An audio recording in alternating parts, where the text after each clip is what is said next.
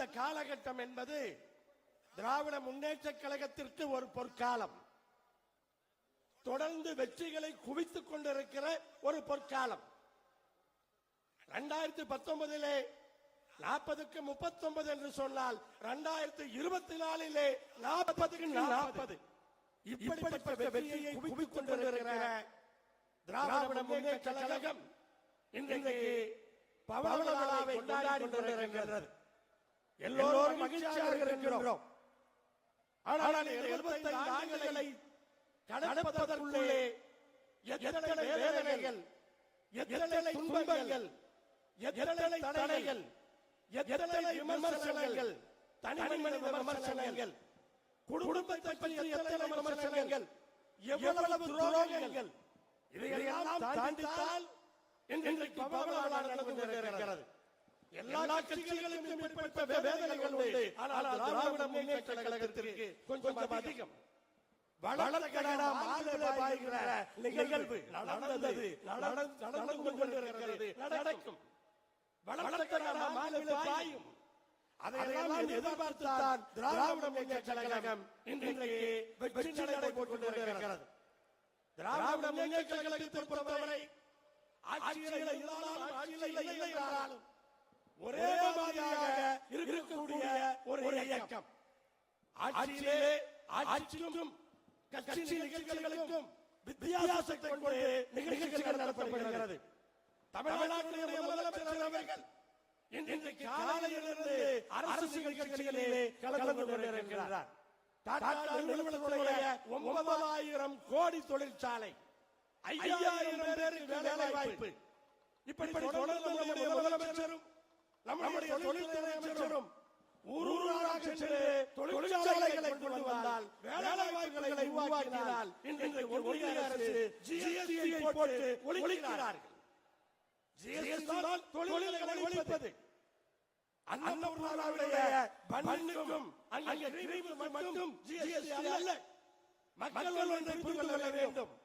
வருமான வரி என்பது தொழிற்சாலைகளுக்கு நிறுவனங்களுக்கு போடுவது லாபத்தில் பங்கு. ஆனால் ஜிஎஸ்டி என்பது மக்கள் தொகைகளை கட்டுவது. ஒன்றை வாங்குகிறோம் என்று சொன்னால் அந்த ஜிஎஸ்டியும் சேர்ந்து மக்கள் தான் கட்ட வேண்டும். அது பல பேர் புரியாமல் இருக்கிறார்கள். இது நிறுவனத்திற்கான வரி அல்ல, இது மக்களுக்கான வரி. நாம் கட்டுகிறோம் என்பதை பொதுமக்கள் இன்றைக்கு அதை புரிந்து கொள்ள வேண்டும். பல்வேறு சட்டங்களை, பல்வேறு முன்னேற்றங்களை திராவிட முன்னேற்ற கழகம் இன்றைக்கு செய்திருக்கிறது. அதிலே முக்கியமானது சமூக நீதி. கட்சி ஆரம்பிக்கப்பட்டதே ஒரு குறிப்பிட்ட ஜாதியை சார்ந்தவர்கள் அரசுடைய பல பதவிகளிலே இன்றைக்கு கோலச் கொண்டிருக்கிறார்கள் என்பதை உறுதியளிப்பதற்காகத்தான். அதற்காகத்தான் சமூக நீதி என்பது யாருக்கோ ஒரு பதவி கொடுப்பதல்ல. ஒவ்வொரு ஜாதியுடைய விளிம்பு நிலையில் இருக்கிற மக்களும் முன்னேற்றம் பெற வேண்டும் என்று சொன்னால் இடஒதுக்கீடு வேண்டும். எந்த ஜாதிக்கு இடஒதுக்கீடு அது திராவிட முன்னேற்ற கழகம் கொடுத்தது என்பதை யாரும் மறந்துவிட முடியாது. இன்றைக்கு கொங்கு வேளாண் உணர்வுகளை பிற்பட்டோர் பட்டியலிலே சேர்த்தது திராவிட முன்னேற்ற கழகம்.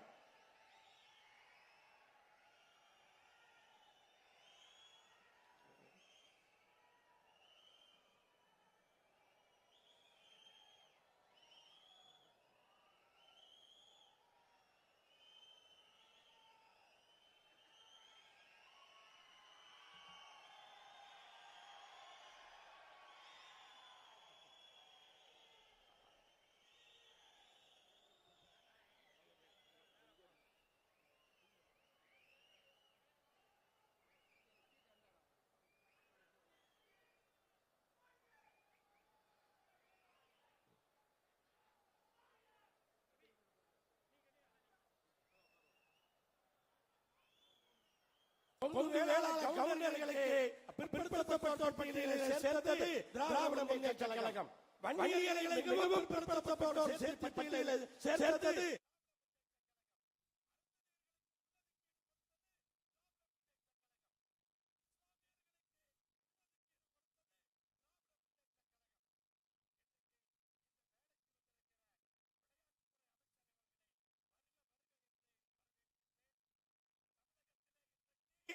முதலமைச்சருக்கு போட்டி கிடையாது.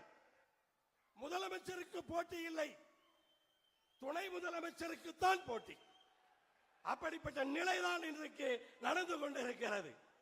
யார் முதலமைச்சர்? திராவிட முன்னேற்ற கழக முதலமைச்சர். தனிப்பட்ட மனிதர் அல்ல, திராவிட முன்னேற்ற கழக கட்சி முதலமைச்சர். இன்றைக்கு துணை முதலமைச்சர் என்று சொன்னால் அதுவும் திராவிட முன்னேற்ற கழகம் தான். அதற்கு டிஎன்பிசி தேர்வு வச்சு பரீட்சை வச்சு தேர்ந்தெடுக்க முடியாது.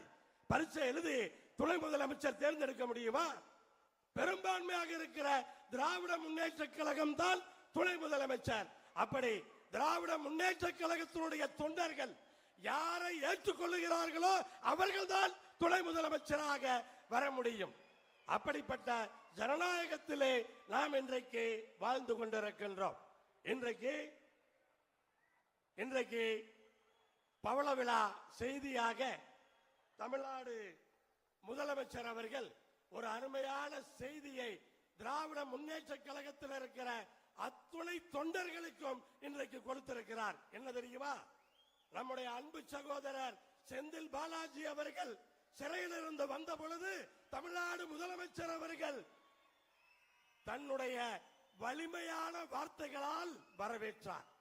அது அவருக்கான வரவேற்பு மட்டுமல்ல, திராவிட முன்னேற்ற கழகத்தினுடைய தலைவருடைய பவள விழா செய்தி என்ன தெரியுமா? திராவிட முன்னேற்ற கழகத்தினுடைய கடைக்கோடி தொண்டனுக்கு ஒரு பிரச்சனை என்றாலும் கட்சி தலைவர் விட்டு கொடுக்க மாட்டார் என்ற செய்தியைத்தான் தமிழ்நாடு முதலமைச்சர் அவர்கள் இன்றைக்கு திராவிட முன்னேற்ற கழகத்தினுடைய தலைவராக கொடுத்திருக்கிறார். அப்படிப்பட்ட திராவிட முன்னேற்ற கழகத்தினுடைய இந்த பவள விழா மிகச் சிறப்பாக நடந்து கொண்டிருக்கிறது. நூற்றாண்டை நோக்கி திராவிட முன்னேற்ற கழகம் இன்றைக்கு வெற்றி நடை போட்டுக் கொண்டிருக்கிறது. இந்த தருணத்திலே திராவிட முன்னேற்ற கழகத்தினுடைய தலைவருக்கும் அந்த கட்சியினுடைய அனைத்து செயல் வீரர்களுக்கும் என்னுடைய வாழ்த்துக்களை கொங்கு நாடு மக்கள் தேசிய கட்சியின் சார்பாக தெரிவித்து விடைபெறுகிறேன்.